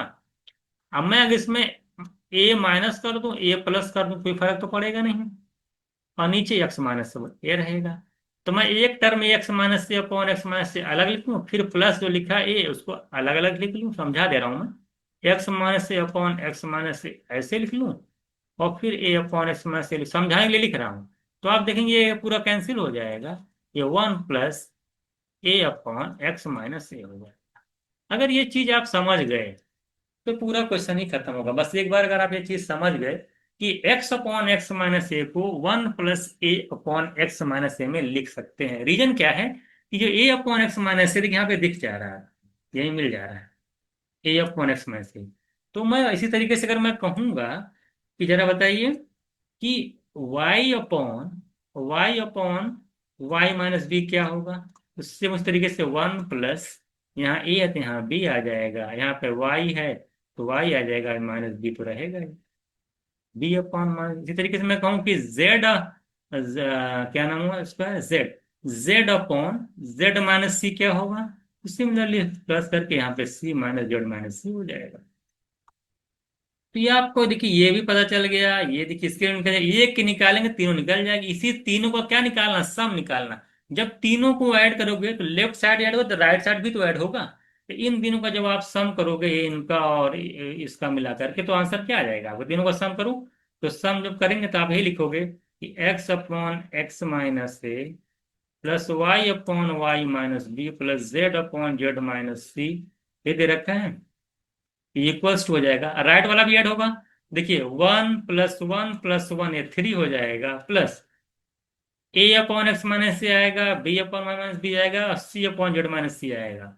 और जो तीनों का जो सम है वो पहले से ऑलरेडी कितना दे रखा है, ये तीनों का सम कितना दे रखा है, ये दो के बराबर आएगा। यानी ये वाली वैल्यू और ये तीनों का जो सम आएगा वो दो आएगा। तो तीन प्लस दो कर दोगे डायरेक्ट, मैं डायरेक्ट लिख दे रहा हूँ, तो फाइव आ जाएगा। यानी आपका जो आंसर आएगा वो फाइव आएगा। तो कुछ करना ही नहीं था, तो मैंने आपको समझा दिया है कि किस तरह से इसका आंसर आएगा। ठीक है। नेक्स्ट देखिए क्या कह रहा है आपसे। कह रहा है 57 में मिनिमम वैल्यू पूछा आपसे। कह रहा है कि एफ एक्स कोई फंक्शन है आपका, कह रहा है कि x square minus four x plus five की मिनिमम वैल्यू बताइए। देखिए किसी भी क्वाड्रेटिक इक्वेशन की जो मिनिमम वैल्यू होती है कैसे निकलते हैं, मिनिमम वैल्यू जो क्वाड्रेटिक इक्वेशन की होती है वो एक्स की किस वैल्यू को इन्होंने दिखाएगा, अगर कोई क्वाड्रेटिक इक्वेशन आपको दे रखा है तो जो मिनिमम वैल्यू होती है वो होती है माइनस बी अपॉन टू ए। फिर जो एक्स का जो भी वैल्यू है माइनस बी अपॉन टू जो वैल्यू आएगी उस वैल्यू पर फंक्शन मिनिमम वैल्यू शो करेगा। तो यहाँ अगर आप अगर यहाँ से अगर निकालेंगे आप माइनस बी, बी क्या है माइनस फोर है, तो माइनस फोर और माइनस माइनस क्या हो जाएगा, प्लस हो जाएगा, अपॉन टू इंटू ए की वैल्यू यहाँ पे वन है, यहाँ से डिवाइड करेंगे तो टू आ जाएगी। यानी कि x इक्वल्स टू टू पे, यानी x इक्वल्स टू टू पे ये पूरा फंक्शन आपका मिनिमम वैल्यू देगा। तो यहाँ से अगर minimum value of the function निकालनी होगी तो किस x की किस वैल्यू पे निकालेंगे, टू पे निकालनी होगी। तो x की जहाँ टू रख दीजिए, तो टू का स्क्वायर करेंगे फोर, माइनस फोर इंटू से यहाँ टू लिखेंगे, प्लस फाइव करेंगे, तो नाइन में से एट जाएगा वन, यानी वन मेरा आंसर हो जाएगा। तो यहाँ पर जो आंसर आएगा वन। आप ऐसे भी देखा, अगर आप बड़ी क्लासेस में पढ़े होते, अगर बीएससी वगैरह कर रहे हुए होते तो यहाँ पर हम लोग इसको क्या करते हैं, डिफरेंशिएट करते हैं, डी बाई डी एक्स निकाला जाता है इसका, इसी पूरे फंक्शन का, x square minus four x plus five का। तो ये हो जाता है एक्स स्क्वायर का डिफरेंशिएशन निकालेंगे तो दो एक्स हो जाता है, हालांकि आपको समझ में आएगा नहीं। और फोर एक्स का हो जाता है माइनस फोर, और कॉन्स्टेंट टर्म का जीरो हो जाता है, यही टू एक्स माइनस फोर होता है। और इसी 2x-4 को जीरो की इक्वेट करके हम एक्स की वैल्यू निकालेंगे यहाँ पे 2। तो ऐसे भी निकाल सकते हैं, जो लोग समझ रहे होंगे, जो साइंस बैकग्राउंड होंगे, इस चीज को समझ रहे होंगे। लेकिन जो नॉर्मल लोग हैं, तब इतना समझ जाए कि -b/2 एक वैल्यू निकालेंगे, उसी पे जो वैल्यू आएगी उस पर हम फंक्शन की मिनिमम वैल्यू निकालेंगे। तो -b/2 का मतलब 2 पे निकालेंगे तो आंसर आ जाएगा 1। तो आप ऐसे समझ सकते हैं, जो जो बीएससी वगैरह कर रखे हैं। बाकी जो लोग नहीं कर रखे हैं तो आप इस तरह से समझ जाइएगा। अच्छा क्वेश्चन था ये 57। 58 क्या कह रहे हैं? आपको क्वाड्रेटिक क्वेश्चन दे रखा है। देखिए कितने क्वेश्चन क्वाड्रेटिक क्वेश्चन से आए हैं। आप सोचिए, अगर आप पढ़ के नहीं जाएंगे तो क्या होगा। और बहुत अच्छे से क्वाड्रेटिक क्वेश्चन पढ़ाया हूं मैं। +10 = 0 कह रहा है कि इसके जो रूट्स हैं उनके सम ऑफ स्क्वायर्स, तो उनके स्क्वायर्स का सम निकालना है। तो रूट कैसे निकालते हैं पहले देख लो। आप 10 × 1 करोगे 10, 10 को ब्रेक करना है, दो में आना चाहिए 7। तो 5 और 2, और आना चाहिए -7, तो यानी एक आ जाएगा -5, एक -2। ऐसे मैं बताता हूँ रूट कैसे निकलता है। 10 को ब्रेक करो, -5 -2। अब क्या करते हैं, अब इसके साइन को बदलते हैं। -5 का साइन चेंज करें 5 हो जाएगा, और x² कोफिशिएंट से डिवाइड करते हैं। x² कोफिशिएंट यहाँ पे 1 है, तो साइन बदलेंगे -5 का, तो 5/1 करेंगे तो 5, एक रूट 5 हो जाएगा। -2 का साइन बदलेंगे 2, 2 को 1 से डिवाइड करेंगे तो 2। यही दोनों इसके रूट हो जाएंगे। अब इनके रूट्स जो आया, इसका स्क्वायर का सम, तो 5 का स्क्वायर करेंगे 25, और 2 का स्क्वायर करेंगे 4। इन दोनों का सम निकालना है, यानी 29 मेरा आंसर हो जाएगा। तो इजी क्वेश्चन है ये। ओरली आपका निकल जाता रूट्स, और ओरली क्वेश्चन को आप सॉर्ट आउट कर देंगे। ये नहीं कि बैठ के फैक्टराइज करके सब आप निकालेंगे। इसी तरीके से मैं निकालता हूँ, तो आपको भी इसी तरीके से करना है। नेक्स्ट क्या कह रहा है, आप देखिए क्या कह रहा है आपसे। नेक्स्ट क्वेश्चन में कह रहा है कि a man complete 3/4 work of B. यानी कि अगर मैं ए और बी के वर्क की बात करूं, क्वेश्चन में कह रहा है कि 3/4 ऑफ बी, यानी अगर बी 4 यूनिट काम करता है तो ये कितना यूनिट काम करता है, 3 यूनिट काम करता है। ये इनका वर्क की बात कर रहा है। फिर कह रहा है B in 5/6 time then B. Time का क्या रेशियो दे रखा है। टाइम कह रहा है अगर अगर 5/6 टाइम देन बी, यानी अगर बी अगर 6 यूनिट टाइम लेता है, तो इनको जो टाइम लगता है वो 5 लगता है। तो वर्क दे रखा, टाइम दे रखा। आप जानते हैं कि वर्क होता है इफिशियंसी इनटू टाइम। तो अगर मैं यहां से इफिशियंसी निकालूंगा, कैसे निकालूंगा, इफिशियंसी होता है वर्क अपॉन टाइम। तो वर्क अपॉन टाइम से यहां से मैं डायरेक्ट इनकी इफिशियंसी क्या निकाल नहीं सकता, बिल्कुल निकाल सकता हूँ इफिशियंसी। तो वर्क इनका 3 है, अगर टाइम 5 है, तो यहां से मैं इफिशियंसी ऑफ ए निकालूंगा, तो वर्क अपॉन टाइम यानी 3/5। अगर मैं इनकी निकालूंगा तो 4/6 आ जाएगा। 4/6 का मतलब हो जाएगा 2 2 3 4, और 2 3 6, यानी 2/3। इफिशियंसी का रेशियो 2 3/5 और 2/3 क्रॉस मल्टीप्लाई कर लेंगे, तो आप देखेंगे 3 लिख लेंगे। तो अगर हम आ जाए क्रॉस मल्टीप्लाई करके निकालें, 3 3 9 10, 9 10 आ जाएगी। कितनी इफिशियंसी आ जाएगी। तो यहाँ पे जो इफिशियंसी आ जाएगी 3/5 और 2/3 रेशियो की, तो 9:10 आ जाएगी। आप भी कर सकते हैं, कोई आसान काम, बड़ी बात नहीं। आपको कह 15 से मल्टीप्लाई कर दो यार दोनों तरफ। 5 3 का एलसीएम ले लो, मल्टीप्लाई कर दो, डिनोमीटर हट जाए। तो 15 से मल्टीप्लाई करोगे तो 5 3 3 9 हो जाएगा। क्रॉस मल्टीप्लाई 3 3 9, 5 2 10, ऐसे भी कर सकते हैं। तो इफिशियंसी इनकी निकल के आई 9 × 10। अब हम क्वेश्चन पे आते हैं, क्या कह रहे हैं। क्वेश्चन में कह रहे हैं कि होल वर्क जो कंप्लीट हुआ 10 डेज में हुआ। ए की इफिशियंसी 9 है, बी की 10 है। अगर पूरा काम 10 दिन में कंप्लीट होता है, टोटल वर्क है कितना। टोटल वर्क होता है इफिशियंसी इंटू टाइम। तो 10 और +9 करेंगे 19, और इंटू टाइम है 10। 19 × 10 करेंगे तो 190 यूनिट टोटल आपका वर्क आ गया। अब इसी वर्क को कह रहा है ए अगर काम करता है, ए की इफिशियंसी अगर 9 है, तो बताइए कितना टाइम लगेगा। तो टाइम हो जाएगा, टोटल वर्क हमारा 190 है, और ए से करवाना, ए की इफिशियंसी 9 है, डिवाइड कर लोगे तो 21 पॉइंट समथिंग आएगा। तो जो अप्रॉक्स मेरा आंसर हो जाएगा वो 21। कितना जाएगा, 21 डेज। तो बहुत ही अच्छा क्वेश्चन था, बेहतरीन क्वेश्चन था। वर्क दिया, टाइम दिया, एफिशिएंसी निकाले, फिर टोटल वर्क कितने दिन में होता, जरा बताइए बी। अगर आपका बी का टाइम पूछा होता तो क्या करते। तो आप यही करते 190 अपॉन बी की एफिशिएंसी से 10 से डिवाइड करते, तो आपका आंसर आता 19। तो अगर यहीं ए की जगह बी होता, तो आपका आंसर सी ऑप्शन राइट हो जाता। तो ये भी ध्यान दीजिएगा। ठीक है। नेक्स्ट क्वेश्चन देखिए क्या कह रहा है आपसे। कह रहा है कि ए किसी टैंक को कह रहा है कि 48 मिनट भरता है।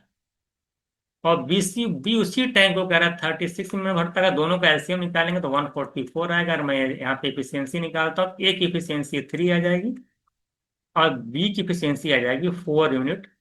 जो भी टाइम इनका 4 यूनिट पर मिनट, इनके 3 यूनिट पर मिनट। टोटल पानी आपका ये कह रहे कि both taps are open together after how much time tap A should be close. कह रहे कितने टाइम बाद अगर ये को क्लोज कर दिया जाए जिससे कि पूरी टैंक जो है 25 मिनट 30 सेकंड में भर जाए। तो 25 मिनट 30 सेकंड का मतलब ये होगा 25.5 मिनट। 25.5 मिनट मतलब 51/2 मिनट में पूरी टैंक भर जाती है।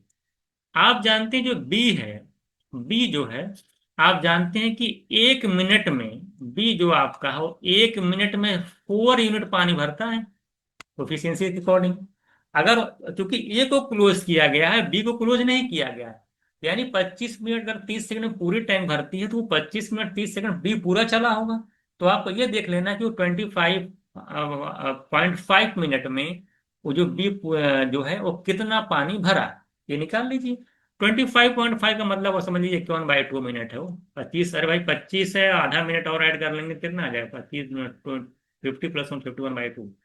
तो 51/2 मिनट में वो बी जो लगातार चला है वो कितना पानी फिल किया हुआ निकाल नहीं जाए। 1 मिनट में 4 तो 50 मिनट निकल नहीं जाएगा। तो 4 × 51/2 कर देंगे तो यहाँ से 102 आ जाएगा। 2 × 4, 51 का दुगुना करेंगे तो 102। तो वही 102 यूनिट पानी अगर बी ने फिल किया है, टोटल पानी अगर 444 यूनिट है, तो जरा बताइए ए ने कितना फिल किया? 42 यूनिट। अगर ए ने 42 यूनिट पानी फिल किया है और ए की इफिशियंसी कितनी है 3 यूनिट, तो टाइम कितना लगा होगा ए को इस 42 यूनिट पानी को फिल करने में? तो 42 अपॉन ए की इफिशियंसी 3 से डिवाइड करेंगे तो 40 मिनट, 14 मिनट। तो ये 14 मिनट्स टाइम आपका लगा था ए को। यानी ए ने, ये जो चला होगा वो 14 मिनट चला, उसके बाद वो बंद कर दिया गया होगा। तो जो मेरा आंसर हो जाएगा इस क्वेश्चन का, तो क्या हो जाएगा, option D is right answer. तो 14 मिनट्स आ जाएगा। आई थिंक इस तरह क्वेश्चन लगातार हम लोग पूरा टाइम अगर कराते रहते हैं तो मुझे नहीं लगता इसमें कोई डाउट होना चाहिए आपको। 61 क्या कहना, कह रहा है कि a man had walk 20 kilometre faster, he would save 1 hour in distance 6 kilometre, what is the usual speed. ऐसे क्वेश्चन में तुरंत आप ऑप्शन से जाया करिए, सॉल्व किया करिए, इसमें बैठ करके लगाना वाना मत शुरू पता करिए, सीधे ऑप्शन पे जाइए। भाई डिस्टेंस हमारी कांस्टेंट है 600 किलोमीटर।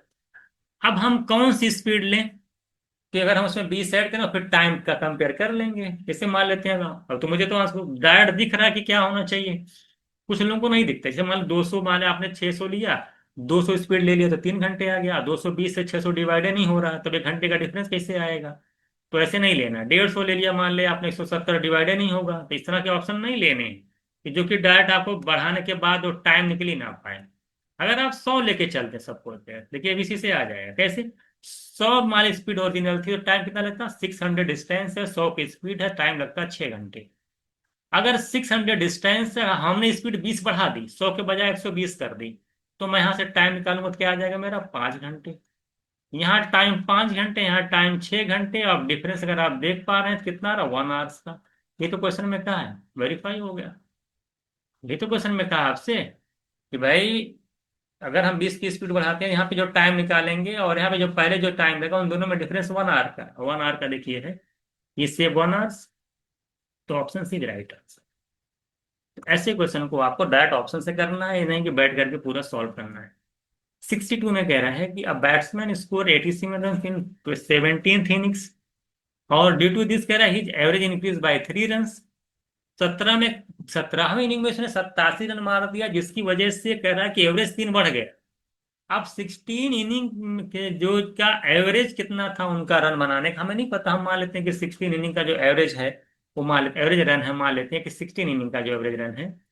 अभी हम दो तरीके से लगाएंगे इसको, तो समझ में आ जाएगा। पहले हम आपको डिटेल बता दें। 16 एवरेज अगर मान लेते हैं इनिंग का एवरेज अगर एक्स है, मान लेते हैं कि एक्स है, तो टोटल रन निकल जाएगा 16x, है ना। और तो यहाँ अगर मैं टोटल रन निकालूं कितना हो जाएगा, अगर मान लिया एवरेज रन एक्स है और 16 इनिंग है, तो टोटल रन कितना होगा, 16x। 17वें इनिंग में उन्होंने 87 रन मार दिया, तो कुल मिला के हो जाएगा 16x + 87। और 17 इनिंग के बाद कह रहा है कि 17वें इनिंग में एवरेज 3 बढ़ गया है, यानी पहले अगर एवरेज एक्स था, अब 17 इनिंग जब जो मारा है तो एवरेज अब जो प्रेजेंट टाइम में हो गया वो x + 3 हो गया। अगर एवरेज एक्स प्लस 3 हो गया है, 17 इनिंग है, तो टोटल रन कितना हो जाएगा? 17 इंटू एक्स प्लस 3, ये टोटल रन होगा। और टोटल रन है कितने के बराबर? 16x+87 की 16x उधर टोटल 87 और ऐड कर देंगे, तो यानी 16x+87 87 जो है इसके पूरे बराबर होगा। सिंपल सी बात है। इसी अगर आप सॉल्व कर लेंगे देखिए आंसर निकल के आ जाएगा। तो 16x+87 मिला के टोटल रन 17 इनिंग में आ जाएगा। टोटल रन कितना आएगा? टोटल नया एवरेज इंटू 17, 17x यहाँ पे आएगा, वहां पे 51 आ जाएगा। तो सर 17x में से 16x जाएगा, x आ जाएगा, 87 में से 51 जाएगा, 36 आ जाएगा। यानी कि जो पहले हमारा एवरेज था 36 था, अब 3 बढ़ गया है। तो हमारा पूछा था कि प्रेजेंट करेंट एवरेज क्या होगा। तो जो करेंट एवरेज होगा वो, अब पहले हमारा 36 था, अब 3 बढ़ गया है, वो 39। ये पूरा मैंने आपको एक अलजेब्रा के इक्वेशन के सॉल्यूशन के थ्रू बताया है। हालांकि इसको आप जो है आप यहीं पे समझ जाते। आप खुद समझिए कि जब भाई हमारा 87 रन है, हमने 87 मारा, 17 नहीं, हमारा एवरेज 3 बढ़ गया, तो हमारा टोटल सम कितना बढ़ेगा? अगर 3 एवरेज बढ़ रहा है तो सम में 17 इंटू 3 51 बढ़ गया होगा। हमारा अगर हमारा 51 इंक्रीमेंट हो गया, 87 रन मारे, तो पहले कितना हमारा एवरेज रहा होगा? 16 इनिंग का कुल एवरेज रन क्या रहा होगा? तो इसी 87 में से 51 माइनस कर देंगे, 36। यानी हमारा पहले एवरेज 36 था, इसी में 3 ऐड कर देंगे, 39। आप ऐसे भी समझ सकते हो, या तो फिर आप ऐसे लगाओ कि पहले एवरेज 16 इनिंग का एवरेज अगर एक्स है, 16x टोटल यहाँ पे 87, 17 इंटू एक्स प्लस 3, एक्स निकाल लो, फिर 3 ऐड कर लो। ये क्या? The price of sugar can increase by 30% due to, देखिए मान के पास 100 रुपए है, फिक्स पैटर्न है, क्लास का क्वेश्चन है। इस तरह से क्लास में क्वेश्चन कराए जाते हैं, इसमें कोई आपको डाबी देखिए आप समझ जाएंगे अगर आपने क्लास कर रखी होगी। कह रहा है कि प्राइस 3 बनेगा, अगर आप प्राइस को 30% इंक्रीज कर दोगे, तो मैंने आपको बताया है, अगर प्राइस 30% अगर इंक्रीज करोगे यानी 130 करोगे, तो प्राइस बढ़ेगा तो खर्च भी तो बढ़ जाएगा उसी हिसाब से। तो अगर प्राइस 30% इंक्रीज करोगे तो खर्च भी 130 होगा। लेकिन एक्सपेंडिचर कह रहा है कि 10% इंक्रीज हो रहा है, लेकिन एक्सपेंडिचर 10% ही बढ़ रहा है, यानी 110, 110 हो रहा है। कहें भाई ऐसा क्यों हो रहा है? यानी अगर आप देख पा रहे हो कि इसका मतलब कि कंजप्शन, यानी अगर आप 130 प्राइस हो गया तो खर्च भी 130 होना चाहिए था, लेकिन खर्च हो रहा है 110। तो अगर यहाँ पे मैं देखूँ एक्सपेंड, यहाँ पे कि जो हमारा जो एक्सपेंडिचर है वो 13 से 11, सिर्फ 2 ही यूनिट बढ़ रहा है, सॉरी 13 से 11 हो गया, यानी घट रहा है। क्यों क्यों क्यों 13 से 11 हो रहा है? क्योंकि आपने कंजप्शन को क्या कर दिया है? कम कर दिया है। कंजम्पशन कम होने से आपका एक्सपेंडिचर सिर्फ 10% बढ़ा है। नहीं तो 130 के बजाय 130 बजाय 110 ही एक्सपेंडिचर हो रहा है, 13 से 11 हो रहा है। ड्यू टू किस वजह से? क्योंकि आपने 40 kg शुगर जो है कम कंजप्शन की, कंजप्शन आपने घटा दिया है। तो जब कंजप्शन आपने घटा दिया है तो आप देख लीजिए डिफरेंस कंजप्शन में कितना आ रहा है अगर देखा जाए तो 13 से 11, यानी जो 2 यूनिट की जो कमी आ रही है, जो आपके खर्चे में 2 यूनिट की कमी आ रही है, वो कमी किस वजह से आ रही है? क्योंकि आपने 40 kg कंजप्शन कम किया है। तो ये जो 40 kg का कंजप्शन है वो 2 यूनिट के इक्वल होगा, यानी जो 2 यूनिट की वैल्यू है वो 40 kg के बराबर है। आपसे पूछेगा कि ओरिजिनल, आप पूछे ना ओरिजिनल कंजप्शन, अगर आपसे पूछेगा और तो आपको क्या निकालना, निकल जाएगा। आप देखिए ओरिजिनल है, ये आपका प्रेजेंट होगा। तो ओरिजिनल मैंने 13 की निकालनी है, निकाल लीजिए। अगर 2 की 40 है तो 1 की 20 आएगी, 13 की यहाँ पे निकालेंगे, 13 इंटू 20 करेंगे तो 260 आ जाएगा। तो ये मेरा आंसर हो जाएगा यहाँ पे 260। तो ये फिक्स पैटर्न है आपका। एग्जाम में कई कई बार आपको दिखेगा, तो आपको डायरेक्ट इस तरीके से करना है। तो इसका आंसर हो जाएगा 264। क्वेश्चन देखिएगा क्या कह रहा है। ये वाला क्वेश्चन देखिए क्या कह रहा है आपसे। इस वाले क्वेश्चन में कह रहा है कि देखिए, the dog takes 6 leaves of for every 7 leaves of rabbit and the distance covered by the rabbit in 6 leaves equals to the distance covered by the dog in 5 leaves. Question में कह रहा है आपकी कि जो डॉग्स की हैं 5 leaves of जो डॉग है ना, लीव्स ऑफ जो डॉग है वो इक्वल टू है और 6 लीव्स ऑफ रैबिट, ये दे रखा है। तो अगर 1 लीव, अगर मैं यहाँ से 1 लीव्स निकालूं ऑफ डॉग की तो क्या आ जाएगा? ये 6/5 लीव्स रैबिट आ जाएगी। एक यहाँ पे एक क्वेश्चन बना लीजिए, 1 लीव्स जो डॉग होगा 6/5 लीव्स ऑफ रैबिट के बराबर होगा। ऊपर वाली लाइन पड़ेगा, कह रहा है कि 6 लीव्स ऑफ डॉग, जो 6 लीव्स है डॉग का वो कह रहा इक्वल है 7 लीव्स ऑफ रैबिट की, और 1 लीव्स ऑफ डॉग दे रखा है 6/5 ऑफ रैबिट। तो 6 लीव्स ऑफ डॉग कितना हो जाएगा, 6 से मल्टीप्लाई कर देंगे तो 36/5 leaves of rabbit equals to हो जाएगा 7। वहां पुट कर दीजिएगा वैल्यू बस, लिव्स ऑफ रैबिट। देखिए यहाँ पे क्या किया गया है कि 1 लिव्स ऑफ डॉग की वैल्यू 6/5 लिव्स ऑफ रैबिट यहाँ रख दी गई है, तो 6/5 करें 36/5 लिव्स रैबिट हो जाएगी। अब रेशियो निकाल लीजिए आसानी से। यहाँ लिव्स रैबिट यहाँ दोनों का रेशियो निकालना है तो आसानी से निकल जाएगा। अब रेशियो निकाल से निकल 36/5 leaves rabbit upon 7 × 7 leaves of rabbit, ठीक है ना, लिव्स रैबिट, तो लिव्स रैबिट वाला कैंसिल हो जाएगा, 5 नीचे आ जाएगा, तो 36/7 × 5 करेंगे 35, तो 36 और 35 आपका आंसर हो जाएगा। तो ये आंसर हो जाएगा, ये आ जाएगा 30। बस कन्वर्ट कर लीजिए वाले लाइन से, फिर यहाँ पुट कर देंगे, रेशियो निकाल लीजिए, आंसर आ जाएगा। 65 क्वेश्चन देखिए क्या कह रहा है आपसे। कह रहा है स्टार्ट, ए और बी बिजनेस स्टार्ट करते हैं, 3 लोग हैं। देखिएगा, ए है, ये आपका बी है, ये आपका सी है। मैंने आपसे बताया इसमें जो कॉमन जीरो उसको आप कैंसिल आउट करते हैं, यानी यहाँ पे जो 3 जीरो दिखाई दे रहा सबको कैंसिल कर दीजिएगा, फिर इसको सॉल्व करिएगा। चलिए, कह रहा है कि ए ने क्या किया है, आफ्टर 3 मंथ ए विड्रॉ 5 रुपीज।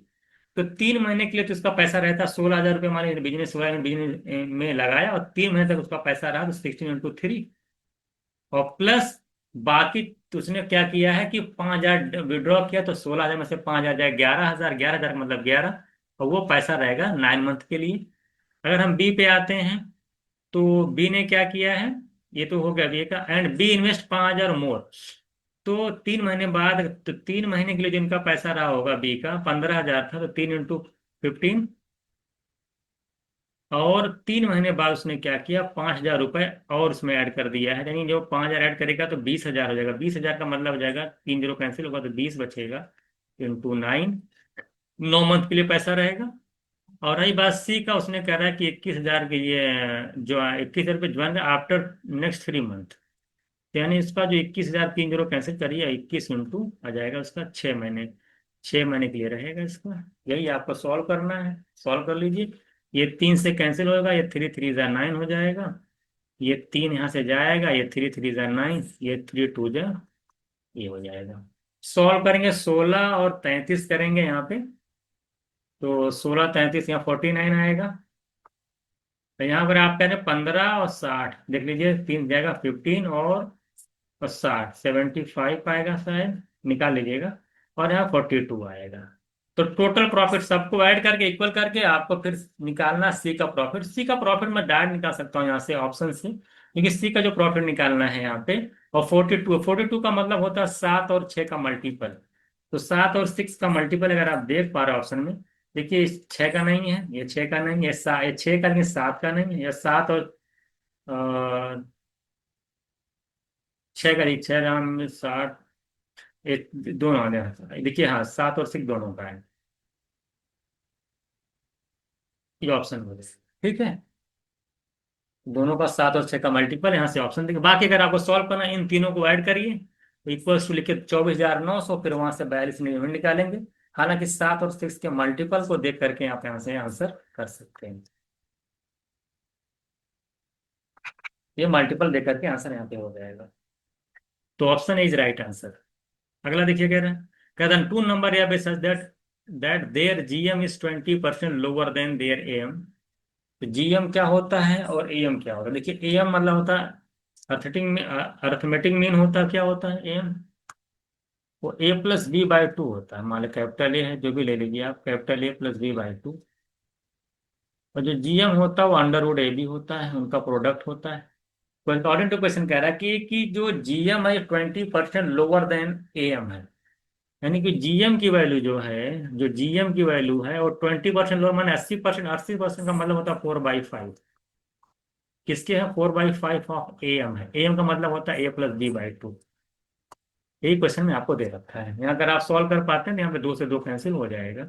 ये 2/5 A + B के बराबर है √AB अकॉर्डिंग टू क्वेश्चन दोनों तरफ अगर आप स्क्वायर करते हैं तो ये ए बी आ जाएगा, ये ए बी हट जाएगा और इधर आ जाएगा 4 और यहाँ 25 आएगा।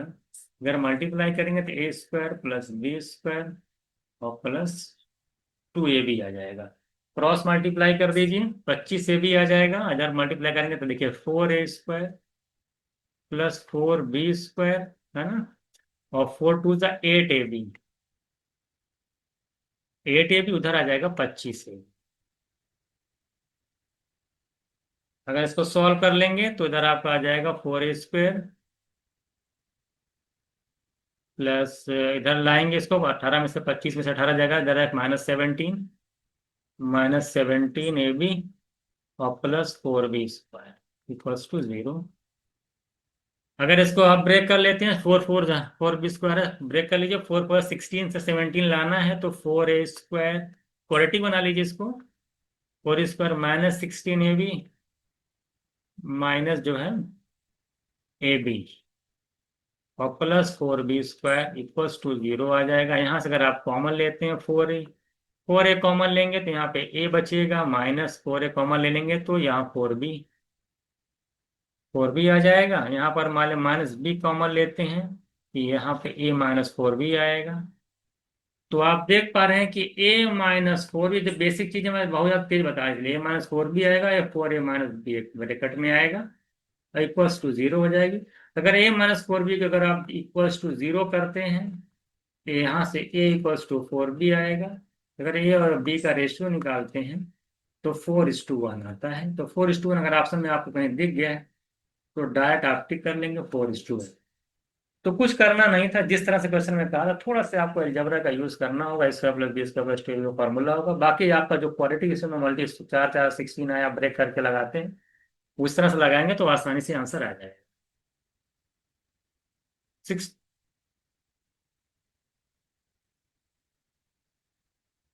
60 में देखिए, अगर आपसे कह रहा है कि 2 ball are to drawn from a bag containing 8 grey ball और 3 ब्लू बॉल है। 8 ग्रे हैं, 3 अगर ब्लू है तो कुल मिला के 11 बॉल हो गई। और find the probability that they will both the blue. देखिए अगर ब्लू की बॉल कितनी है, 3 बॉल है, तो 3 बॉल में से 2 बॉल सेलेक्ट करनी है। तो 3 बॉल प्रोबेबिलिटी अगर निकालनी है आपको तो ये भी आसानी से निकल जाएगा। आप क्या कह रहे हैं आपसे, फिर 3 अगर blue probability of the event क्या हो जाएगी, 3 आपकी ब्लू बॉल है उसमें से 2 सेलेक्ट कर देना है अपॉन, और आपको निकाल the 2 ball drawn from a bag containing 8 grey ball और 3।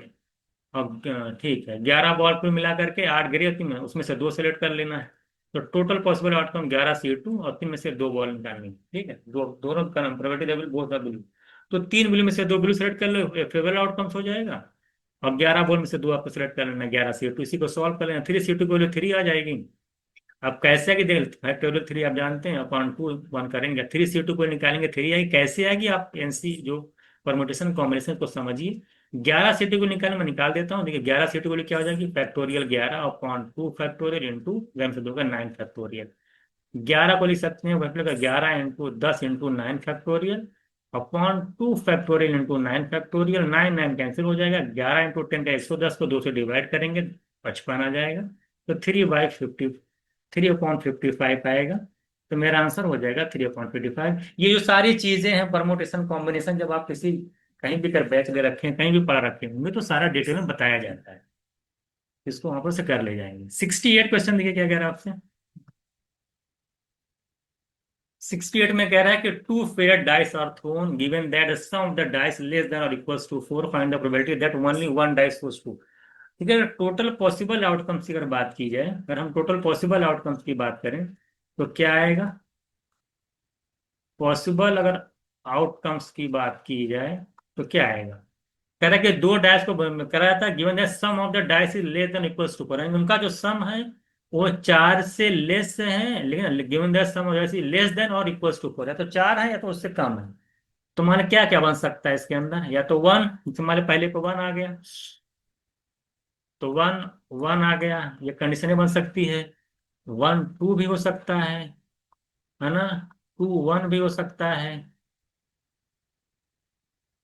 ठीक है, ये 2 1 भी हो सकता है। इसी तरीके से आप देख पा रहे हैं कि 2 2 भी हो सकता है। और क्या हो सकता है कि 4 है, 4 से 3 के साथ कि एक 3 है,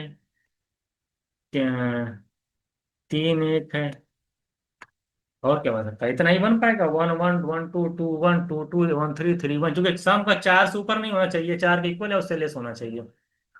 तो यही हो जाएगा 1 1 1 2 2 1 टू टू 1 3 3। अगर टोटल देखा जाए यहाँ पे कितना, 1 2 3 4 5 6, तो 6 टोटल पॉसिबल आउटकम्स बन रहे हैं। अगर हम फेवरेबल आउटकम्स की बात करें, क्या कह रहा है कि find the probability that only one dice shows true. अगर एक डाइस सिर्फ दो ही शो करे तो, अगर only one dice shows true तो क्या आ सकता है? तो उसमें दो कंडीशन बन सकती है। मान लिया में 2 आएगा तो 1 आएगा, या तो हमारा पहला 1 अगर शो करता है, दूसरा 2। ये उस कंडीशन में अगर मान लिया एक में 2 आ गया, बाकी एक में 1 आएगा, या एक में 1 दूसरे वाले में 2 आ जाए, तो ये जो कंडीशन है ओनली कह रहे हैं कि the probability that only one dice was two, तो उसमें दो 1 हो सकता है, या फिर पहले 1 दूसरे पे 2 आ जाए, तो 1 2 1 या 1 2, है ना? तो ये आ जाएगा, दो कंडीशन है, इसके अलावा तो कुछ नहीं बनेगा। तो दो ये 6 ये, तो निकाल क्या क्या पूछा आपसे? प्रोबेबिलिटी निकालने, निकाल लीजिए। तो प्रोबेबिलिटी ऑफ द इवेंट हो जाएगी 2 upon favourable outcome upon total possible outcome, 2 upon 6 करेंगे 1/3, 1/3 का मतलब 0.33।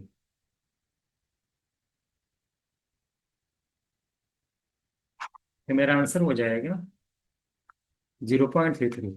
तो इस तरह से जितने भी क्वेश्चंस आपके जामिया में पूछे गए थे, हम लोगों ने एक एक क्वेश्चन को डिस्कस किया है। आई होप कि आपको सारे क्वेश्चन अच्छे से समझ में आए होंगे। किसी भी क्वेश्चन में अगर आपको डाउट लगता है, कुछ भी लगता है, तो आप उस पर कमेंट में बॉक्स में आप कमेंट कर सकते हैं। ठीक है।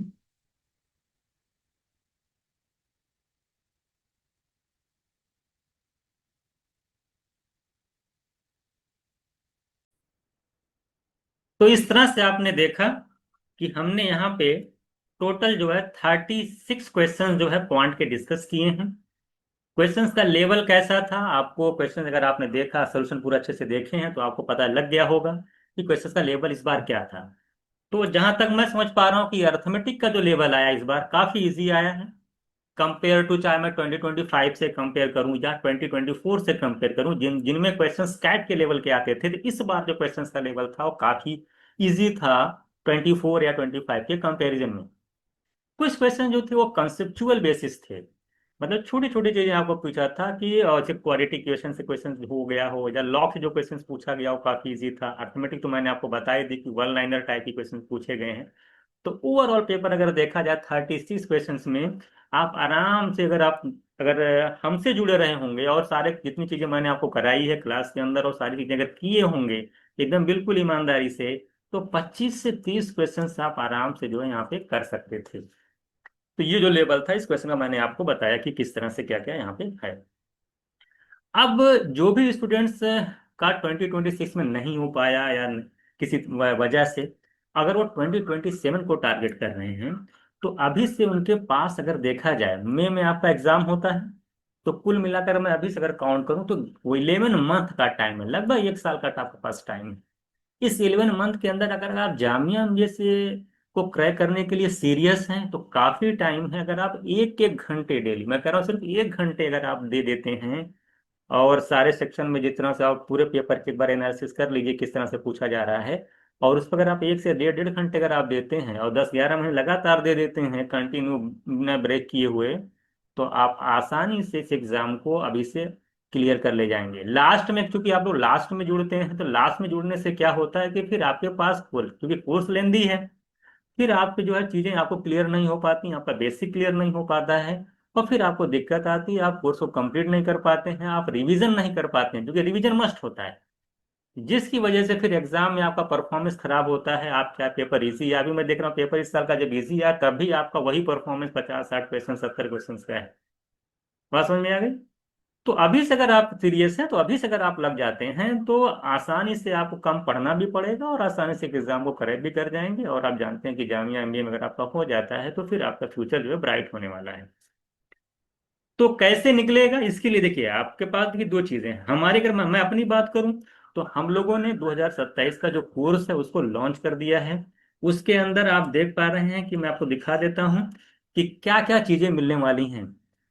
देखिएगा इसमें सारे, देखिए सारे स्पेशल स्टडी मटेरियल हैं, जो कि जेएमआई 2027, जो पिछला साल का, जो पिछले साल लगातार जो क्वेश्चंस पूछे जा रहे हैं उन्हीं को देख करके बनाया गया है।